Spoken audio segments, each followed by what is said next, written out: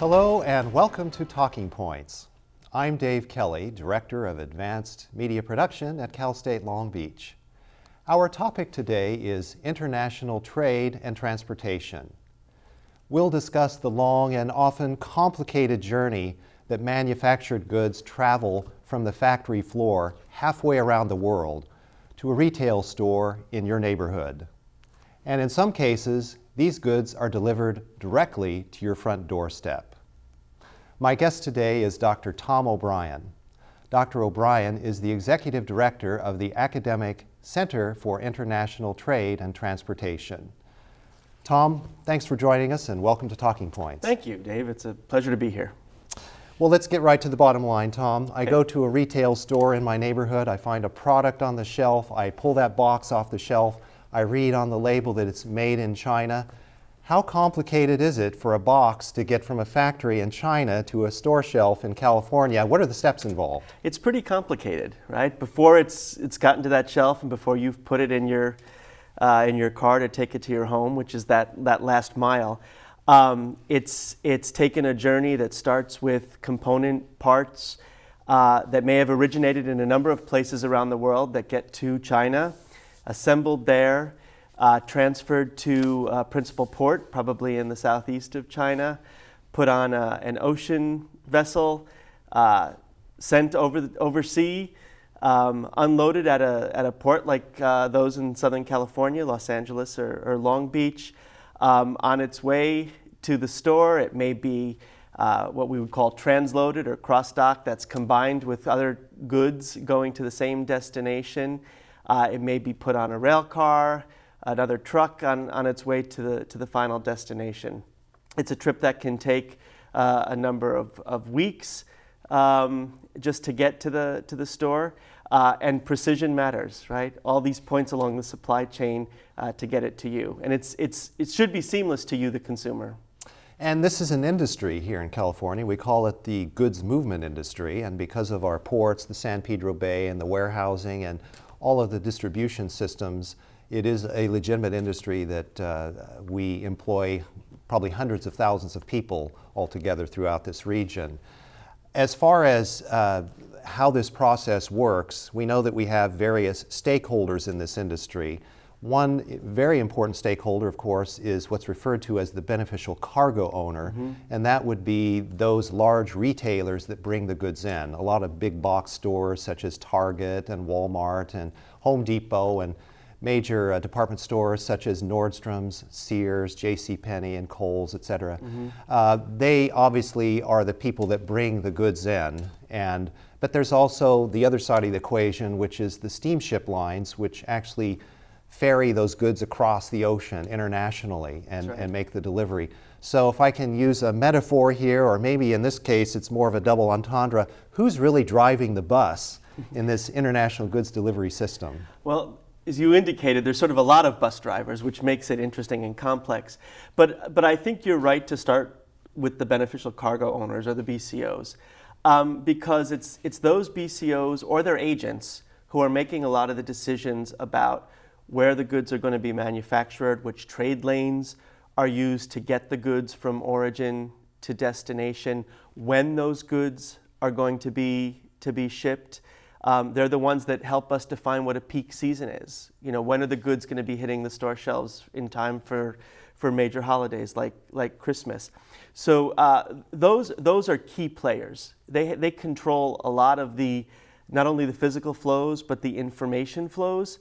And then the ocean vessels, the steamship lines, as you've called them, also play a critical role.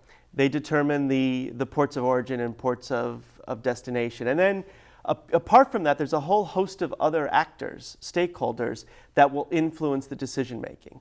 Government, regulatory agencies can play a tremendous role by either contributing to a more permissive environment or one that creates a sense of uncertainty along the supply chain. So everybody, and including the consumer, right, what they're buying and when, contributes to the decision making. As we talk about cargo that arrives in Southern California, I think the statistic is that we bring in about 40% of the goods for the entire country through these two ports of LA and Long Beach in the San Pedro Bay. But the cargo is, I guess, separated into two entities. One is the local cargo, and the other is the discretionary Right. cargo. Explain what that difference is. Well, local cargo, captive cargo, is cargo that's going to be consumed, used here in the region.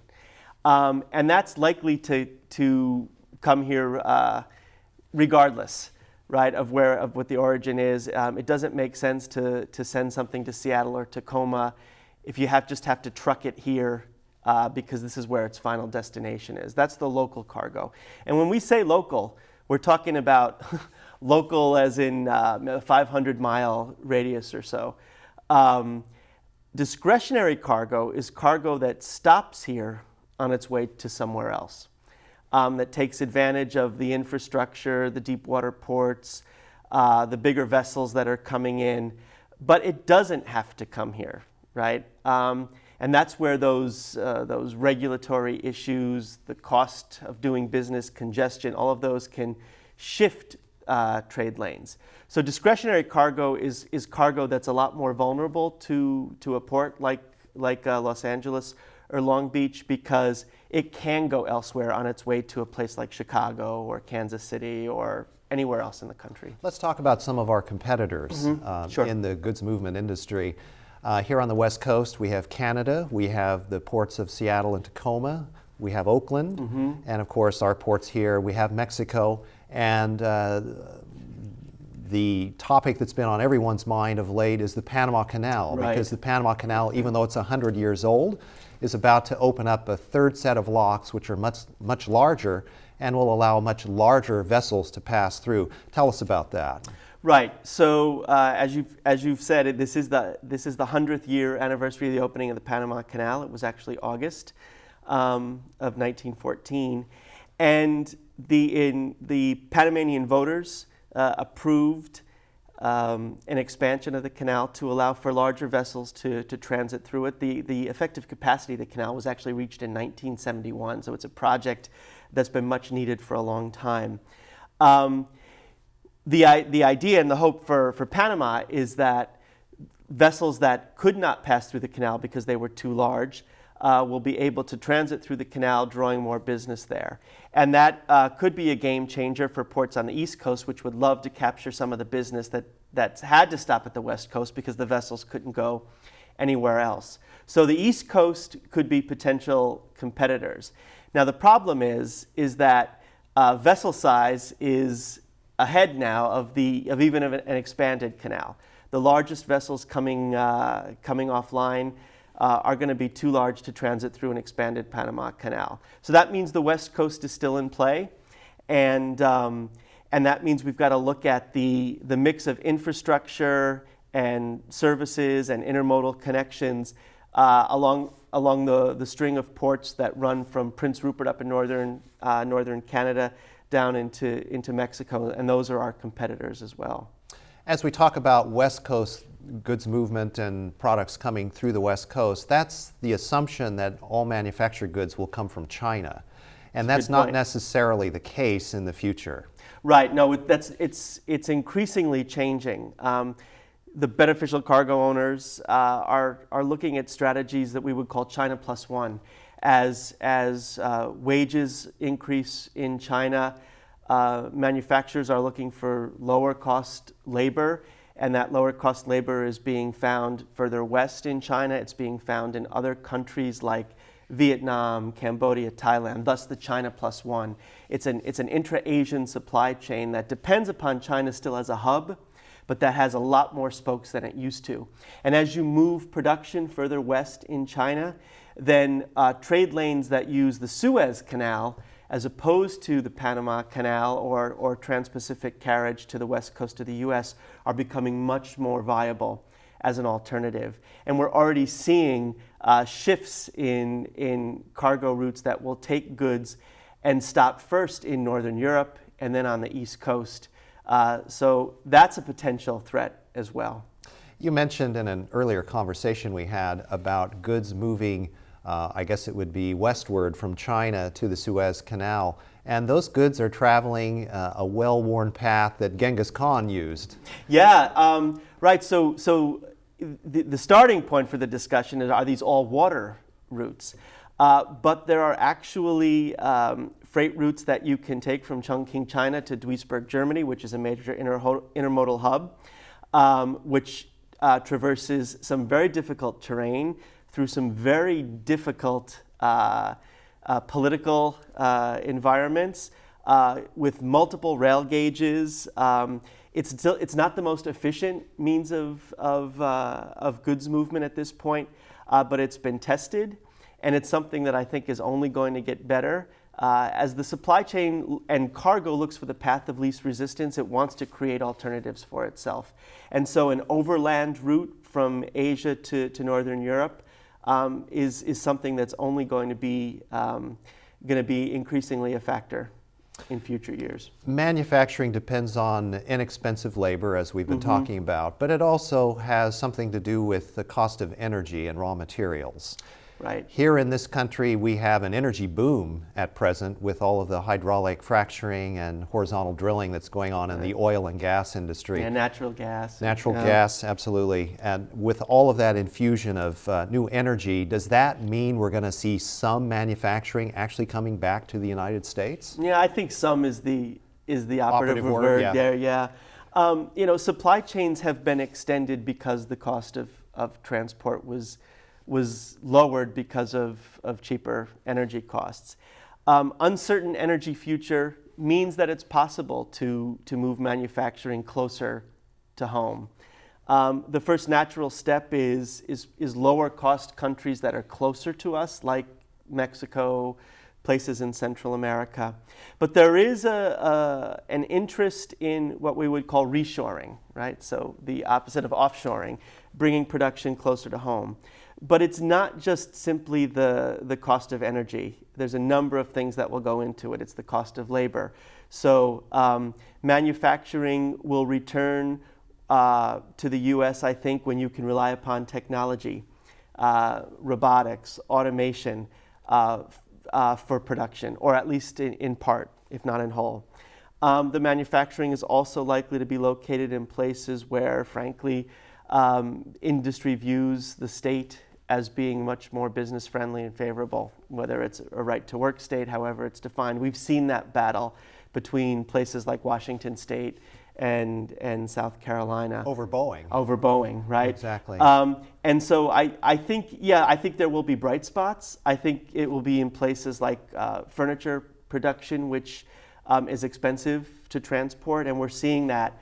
But we're seeing it in places like North Carolina where the business climate is more favorable. Tom, we're going to have to take a break right now, but when we come back, we'll talk about innovative new possibilities like 3D printing and also online commerce. Stay with us. We have a job to do out here today. To be a winning team, you have to work like a winning team. My team depends on me. And my team is 50,000 strong. Looks like a lot of work's going into this. This is what it feels like to be part of a team. A winning team. The Action Team. Get in on the action at actionteam.org. Are you in? Welcome back to Talking Points. I'm Dave Kelly. My guest today is Dr. Tom O'Brien. We're talking about international trade and transportation. And Tom, before the break, we were talking about manufacturing, the possibility that some of it may come back here to the United States, but right. What you were talking about doesn't sound that great in terms of California's future, but maybe for some of the southern states and the right to work states. Yeah, I mean, we have a great potential in this state, right? We've always been a center of innovation, so there's still great hope, but the complex picture and the evidence suggests that what's critical and what's a top priority for those manufacturers right now is a combination of that innovative capacity, but cost. And we're not the cheapest place to do business. Well, one thing that California does excel at is design. Yes. And 3D printing is something that we mentioned right before the break, and let's talk about that for a moment. What exactly is 3D printing, and why is this an innovation that could ultimately change the face of manufacturing? Right, yeah, it's funny, just a few years ago it seemed almost like science fiction, that you actually combine design, research, engineering with the ability to print out component parts for other phases of the manufacturing process or goods themselves. It's still in its developing stage, in some cases still more experimental and still relatively slow compared to other kinds of printing. And in fact, whether, printing is right, but it's more than that. It's the engineering, design, and manufacturing process. It could be a game changer. The question, it becomes a question of scale. How much and what can you produce via 3D printing? And whether it's an opportunity for us as a nation, because of our capacity and innovation and design, to actually create new markets for export, for goods that we can export. And then the possibilities for importing replenishment parts. I mean, there's a lot that we don't know about 3D printing, but it's certainly a potential game changer that's gotten the attention of people in this industry and elsewhere, and a lot of economic development folks as well. Let's talk about another game changer, and that's e-commerce or Right. online retail and purchasing. 20 years ago, none of us had ever heard of Amazon.com, but they Yeah. certainly have changed the game, and eBay as well. Let's talk about that for a moment. How did that change the game, and what are retailers doing to try to compete with that? Yeah, and they have to compete with it. I think the fact that Sears, Walmart, Target consider Amazon a competitor and not simply their fellow retailers tells us an awful lot. To answer your question, what Amazon and eBay and others in other parts of the world, like Alibaba in China, have changed the business model for not only retail but distribution. We're now in a world of what we would call omni-channel marketing and distribution. So that's just not simply delivering goods to store for purchase, but delivering goods to our home, delivering goods to a store for pickup that you may have ordered online, a whole range of operations. Amazon has changed our expectation about when we get goods. It's not even just next day delivery. We anticipate and hope for same day delivery. We want Sunday delivery of goods.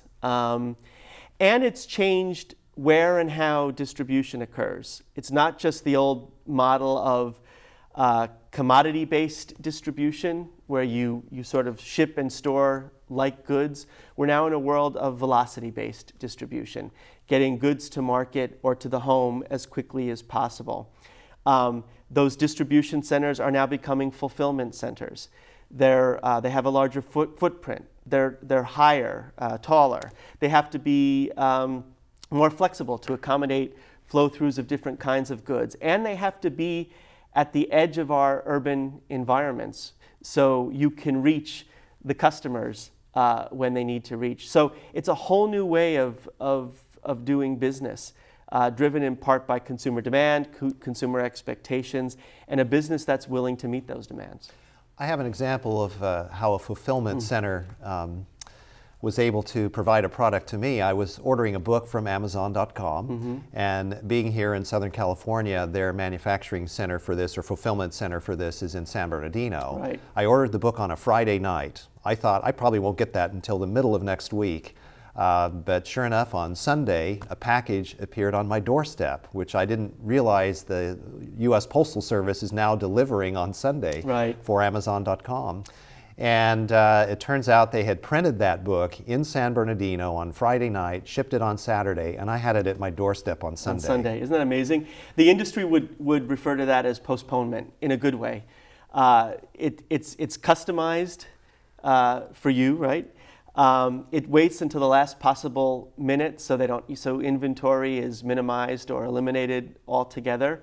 And it's personalized.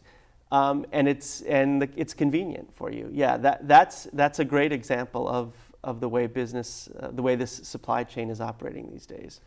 But can Amazon.com continue to provide that level of service in terms of delivery to your doorstep on a Sunday? It's a good question.